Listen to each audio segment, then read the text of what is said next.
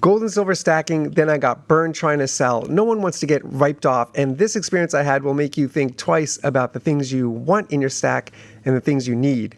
For 10 years, I collected silver and gold coinage, and are you like me? I want to hedge against inflation. I put every dollar, thousands, into my stack. Now, this collection I had was versatile. Unlike the rest of you rational stackers, I have always had a problem. No, the problem was not money. Luckily, I had that. The problem was my impulsivity. You've heard me talk in previous videos about the excitement and pure joy I get when visiting coin shows. If you've not had the experience of going to a show yet, this is not like your local coin shop. Coin shows are held in large halls with at least 20 to 50 dealers displaying their best. Just Google coin shows near you and you'll find the next one coming up. When I was compiling this stack, I had a plan. Stick to the bullion, American Gold Eagles, American Silver Eagles. I had that plan going in every time, and within seconds, not minutes, seconds, that plan was erased from my mind. I think, looking back now, I think my problem was, and still is, my love of history.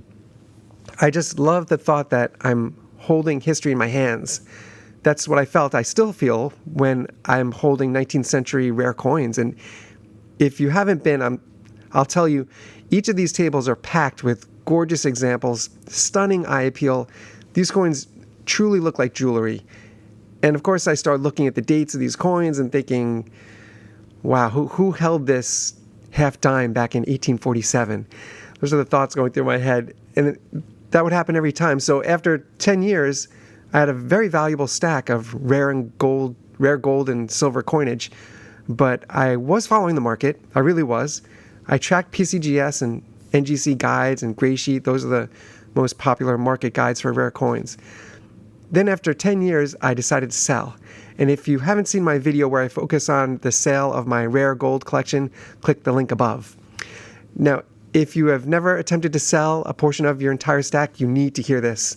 I honestly want everyone that has ever walked into a coin shop or coin show to hear this part of my story, and pour yourself a stiff one because it's painful. I knew exactly how much money I put into my stack, and I knew what I should get for it. I also knew that I would not get a good price from a local coin shop because they don't have the funds to afford my entire stack. So I put everything into one box and drove to a mid-sized coin show. It was near a major city, so I knew the dealers would be prepared to purchase my entire box. When I approached the first dealer, I asked if he was interested in buying my collection, and his eyes lit up. It took him about 10 minutes to sift through everything, and then he lowballed me. Yes, lowballed me. I want to say that he took about $7,000 off the market price, and I've been following PCGS and NGC, so I was confident in what these coins were worth. So yeah, I packed everything back in the box and I walked to the next dealer. Now, these coin shows have two different types of dealers for selling your stack. The first type is a dealer that only focuses on raw constitutional silver in cardboard flips. They could not afford my stack, so I skipped all of them. The other type of dealers have 3 or 4 tables of slabbed coins and raw bullion. Those are the dealers that are waiting for my stack. I'm telling you, and I wish I had video footage of this experience because every dealer took $6,000 to $7,000 off the market price. Painful.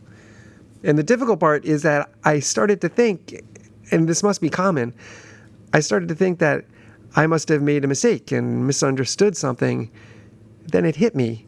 I went back and I asked each dealer that offered me these low prices, I asked if they had their own brick and mortar coin shop, and all of them said yes. You can see where I'm going with this. If you are a coin dealer and you own a brick and mortar coin shop, that means you have a lot of overhead. You need to pay rent, insurance, security, employees. Of course, they can't afford the market price I'm expecting. But now that I had this information, it was still difficult to walk out of that coin show without the cash. It's like a gambler leaving money on the table. Even though the prices they were offering me were low, it was still, I had to talk myself through every step out the door. Now, there is a small happy ending to this experience. I eventually, about 2 months later, I found a dealer that worked out of his home, no brick and mortar overhead, and he offered me about $3,000 more than the dealers at the show. It's still painful.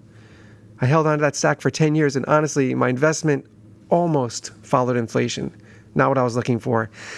Since then, I have now learned, especially when it comes to gold, I need to look at a 20-year stretch. Back in 2001, 2002, gold was around $400 per ounce, and that 20-year stretch has given us at least a 400% markup. Same with silver. That's my game now, 20 years. I guess you'll need to check back in with me in 2042, but don't wait until then. Hit subscribe, leave me a comment. When we hit 2,000 subscribers, I will choose a random comment and send both these American Silver Eagles to your home. Yes, hit subscribe. I want to mail these to you. You've got to be in it to win it. YouTube has nothing to do with my giveaways. If you're the winner, I mail you the coins and delete your address from my files. Click this link to hear about silver bars that should be illegal. Yes, you will never look at a silver bar the same.